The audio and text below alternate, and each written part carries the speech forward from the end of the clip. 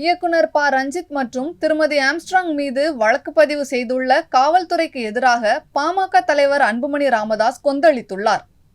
பகுஜன் சமாஜ் கட்சியின் மாநில தலைவராக இருந்த ஆம்ஸ்ட்ராங் படுகொலை செய்யப்பட்ட வழக்கில் பிரபல ரவுடி ஆற்காடு சுரேஷின் தம்பி புன்னைபாலு, வழக்கறிஞர் அருள் உள்ளிட்ட 24 பேர் இதுவரை கைது செய்யப்பட்டுள்ளனர்.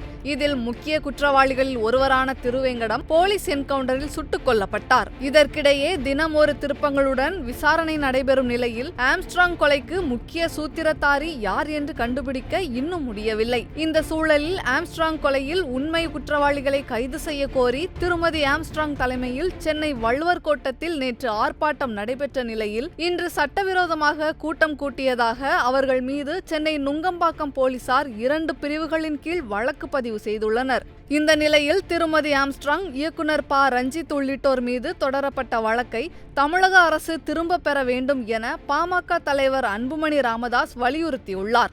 இது தொடர்பாக அவர் வெளியிட்டுள்ள அறிக்கையில், ஆம்ஸ்ட்ராங் படுகொலைக்கு நீதி கேட்டு போராட்டம் நடத்திய திருமதி ஆம்ஸ்ட்ராங், அவரது 2 வயது மகள் சாவித்திரிபாய், இயக்குனர் ப. ரஞ்சித் உள்ளிட்ட 1500க்கும் மேற்பட்டோர் மீது காவல்துறை வழக்கு பதிவு செய்யப்பட்டுள்ளது கண்டிக்கத்தக்கது என தெரிவித்துள்ளார். காவல்துறையின் எந்திரத்தனமான செயல்பாட்டையே இது காட்டுகிறது என கூறியுள்ள அன்புமணி, ஜனநாயகத்தில் நியாயமான குரல்களுக்கு எப்போதும் இடம் உண்டு என்றும் அதை நசுக்க தமிழக அரசும் காவல்துறையும் முயலக்கூடாது என கூறியுள்ளார். மேலும் போராட்டம் நடத்தியவர்கள் மீது தொடரப்பட்ட வழக்கை உடனடியாக திரும்ப பெற்று அவர்களின் கோரிக்கையை நிறைவேற்றவும் தமிழக அரசு முன்வர வேண்டும் என அந்த அறிக்கையில் தெரிவித்துள்ளார்.